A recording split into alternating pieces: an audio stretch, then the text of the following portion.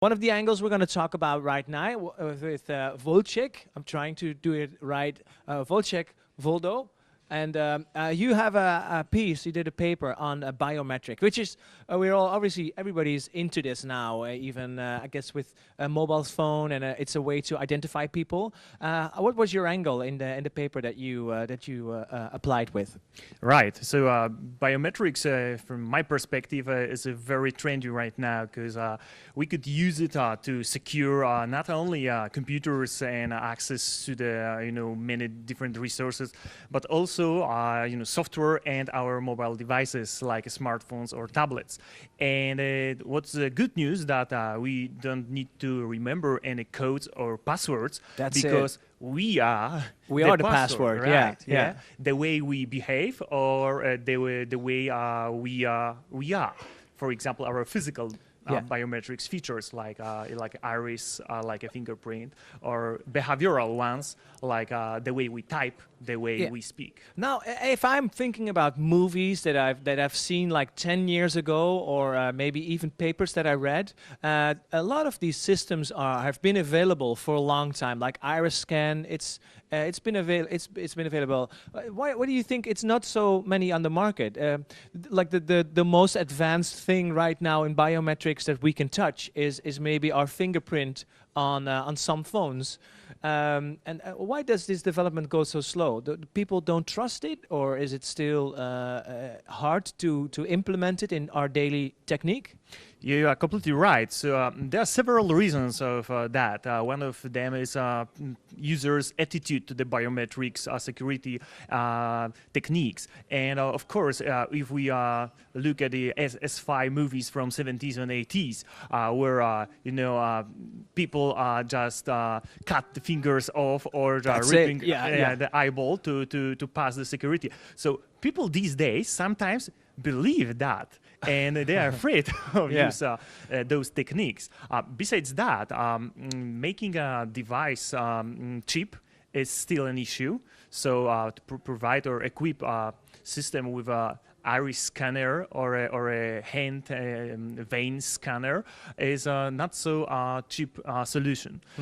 So this is the second reason. And the third reason is, of course, I would say accessibility, and some of features are not available in real time. Or some people just cannot use, for example, fingerprint because they got no fingerprints.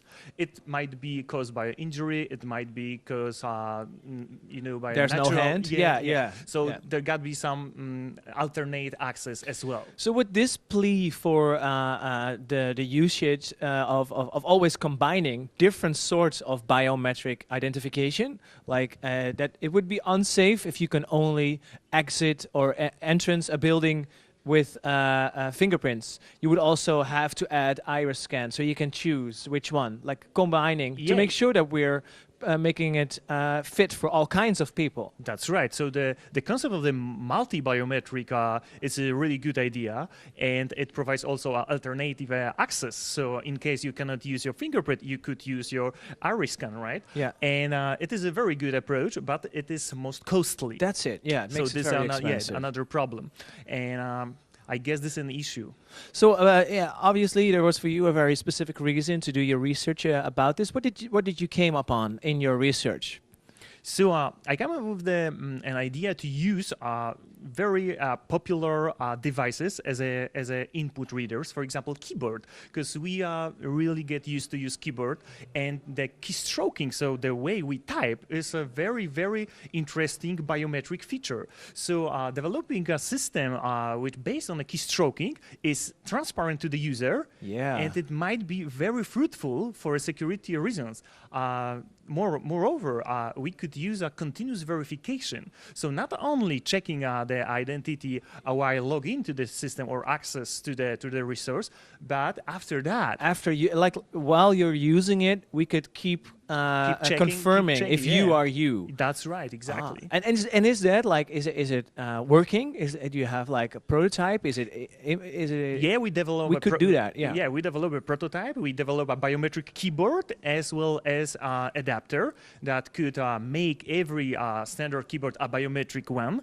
and it's under patenting right now. So I hope we're gonna get intellectual property protection for that and develop it. That would be an awesome innovation, and I guess for you also a very good opportunity to enhance your research, and it could also be mean a commercial success if you have it like that. Thank you for talking with us so briefly.